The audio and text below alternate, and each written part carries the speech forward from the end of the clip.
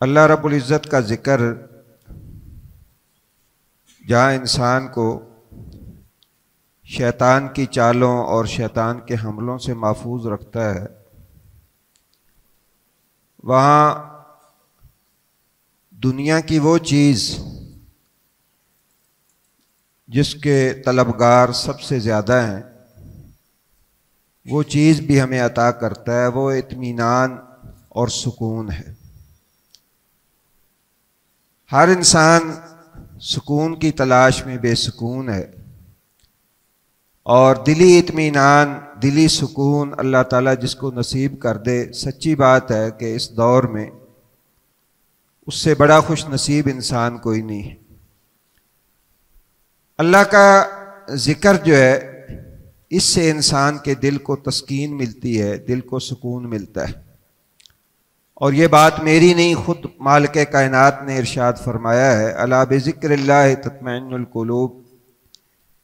کہ دلوں کا اطمینان اور سکون جو ہے وہ اللہ کے ذکر کے ساتھ ہے۔ دنیاوی نعمتیں جتنی ہیں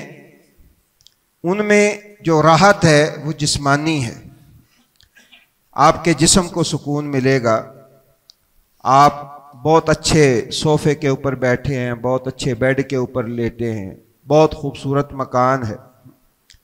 جسمانی طور پہ آپ جو ہے وہ آرام دہ محسوس کریں گے اپنے آپ کو، لیکن جو دلی تسکین ہے وہ اللہ کے ذکر سے۔ ذکر کے حوالے سے یہ بات ذہن میں رکھیں کہ اللہ تعالیٰ نے جو دین اسلام دے کے محمد رسول اللہ صلی اللہ علیہ وسلم کو بھیجا ہے، وہ بکریاں چرانے والوں کے لیے بھی ہے، وہ کوٹھی بنگلوں میں بیٹھنے والوں کے لیے بھی ہے، وہ پڑھے لکھے لوگوں کے لیے بھی ہے، جن کی زندگیاں مصروف ہیں ان کے لیے بھی ہے، جو فارغ بیٹھتے ہیں سب کے لیے۔ کوئی بھی طبقہ جو ہے وہ اس سے باہر نہیں۔ اور اللہ تعالیٰ نے اور اللہ کے رسول صلی اللہ علیہ وسلم نے ذکر کے حوالے سے ہر طرح کے لوگ جو ہیں ان کے اطمینان اور ان کی تسلی کے لیے بہت کچھ دیا ہے۔ سب سے پہلی چیز جو اس میں قابل غور ہے وہ یہ ہے کہ اللہ کا قرآن جو ہے یہ سب سے بہترین ذکر ہے۔ مسند احمد کی حدیث ہے، رسول اللہ صلی اللہ علیہ وسلم نے فرمایا افضل الکلام بعد القرآن، قرآن کے بعد سب سے افضل کلمات جن کا ذکر انسان کو کرنا چاہیے وہ رسول اللہ صلی اللہ علیہ وسلم نے بتایا، سبحان اللہ، الحمدللہ، اور فرمایا وہ ہوا من القرآن۔ حالانکہ یہ بھی قرآن سے ہیں، یعنی یہ سارے الفاظ مختلف مقامات پہ قرآن مجید میں استعمال ہوئے ہیں،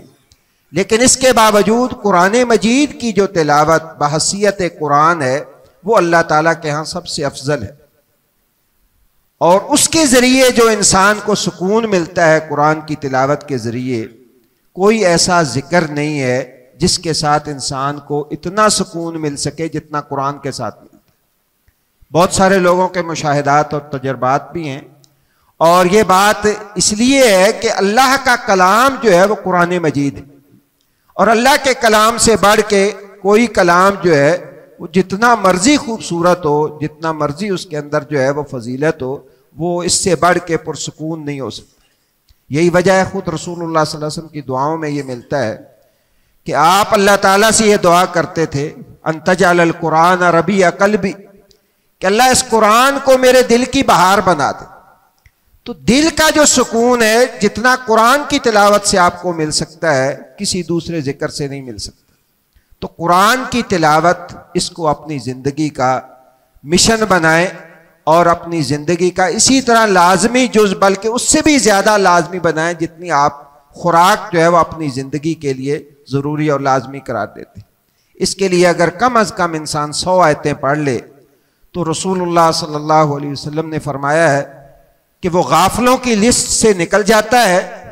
اور اللہ کے اطاعت اور فرمانبردار بندوں کی لسٹ کے اندر شامل ہو جاتا ہے۔ تو یہ اپنی زندگی کی روٹین بنائیں کہ کم از کم جو ہے وہ 100 آیات وہ تلاوت کریں،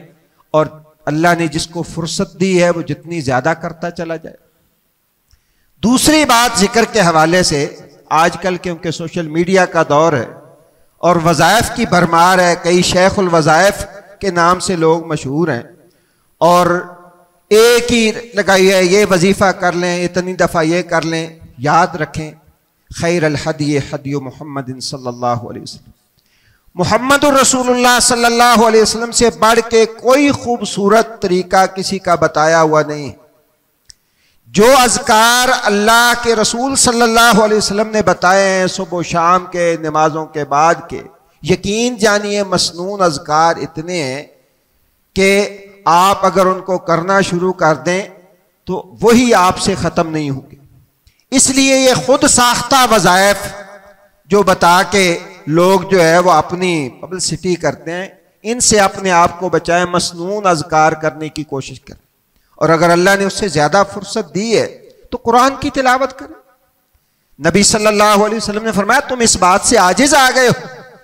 کہ روزانہ ایک قرآن مکمل کر لیا کرو۔ صحابہ نے پوچھا اللہ کے رسول وہ کیسے؟ فرمایا جو 3 دفعہ قل هو اللہ احد کی تلاوت کرتا ہے اسے اللہ ایک قرآن جو ہے وہ مکمل کرنے کا ثواب عطا کرتا ہے۔ تو اگر آپ کے پاس وقت زیادہ ہے تو آپ قرآن کی تلاوت کریں، اس کے اوپر غور کریں۔ وَلَكِنْ جَعَلْنَاهُ نُورًا نَهْدِي، فرمایا یہ نور ہے قرآن مجید، اس کی طرف ہم جس کو چاہتے ہیں ہدایت دیتے ہیں۔ شفاء لما فی الصدور ہے، سینے کی دل کی بیماریوں کا اس کے اندر اللہ نے علاج رکھا ہے، اس کے اندر سکون ہے، اس کے اندر نیکیوں کا وہ خزانہ ہے جو آپ کو کہیں سے بھی نہیں مل سکتا۔ آپ ایک حرف پڑھیں، اللہ رب العزت کی طرف سے 10 نیکیاں آپ کے نامہ اعمال میں لکھی جائیں۔ اس لیے کوشش کریں قرآن مجید کی تلاوت کریں، اور مسنون اذکار جو ہے وہ اپنی زندگی کا مشن بنائیں۔ لمبے چوڑے وظیفے اور لمبے چوڑے جو ہے وہ بنائے ہوئے لوگوں کے اپنے وظائف، سچی بات ہے ہم لوگوں سے واسطہ پڑتا ہے، لوگوں کو اگر یہ بتائیں پریشان حال کو کہ آپ گھر میں سورت بقرہ پڑھیں تو سر پکڑ کے بیٹھ جاتے ہیں، ایسا مولوی صاحب کو پتہ نہیں کوئی دسن گے انہوں نے سورت بقرہ دس دی۔ نبی صلی اللہ علیہ وسلم نے فرمایا جس گھر میں سورت بقرہ پڑھی جاتی ہے شیطان وہاں اثر نہیں جما سکتا، جادوگر وہاں اپنا ڈیرا نہیں جما سکتا۔ اپنی زندگیوں کی روٹین بنائیں۔ قرآن اور نبی کریم صلی اللہ علیہ وسلم کے فرمان میں سچی بات ہے اتنے وظائف ہیں کہ آپ سارا دن لگے رہیں، ساری رات لگے رہیں، پھر بھی ختم نہیں ہوتا۔ تو ہم اس کو چھوڑ کے جب دوسری طرف جاتے ہیں تو وہ جو آرٹیفیشل سکون ہم تلاش کرتے ہیں وہ نہیں ملتا۔ وہ چند دن یا وقتی طور پہ ہو سکتا ہے آپ کو کوئی چیز جو ہے مل جائے، لیکن اصل دوام اس میں ہے کہ آپ ہمیشہ قرآن و سنت کے مطابق اذکار کریں جو رسول اللہ صلی اللہ علیہ وسلم نے بتائے ہیں، اور اگر زیادہ وقت ہے تو قرآن مجید جو ہے زیادہ سے زیادہ اس کی تلاوت کریں۔ اللہ تعالیٰ مجھے بھی اور آپ کو بھی عمل کی توفیق دے۔ سبحانک اللہم و بحمدک، اشہد ان لا الہ الا انت، استغفرک و اتوب الیک۔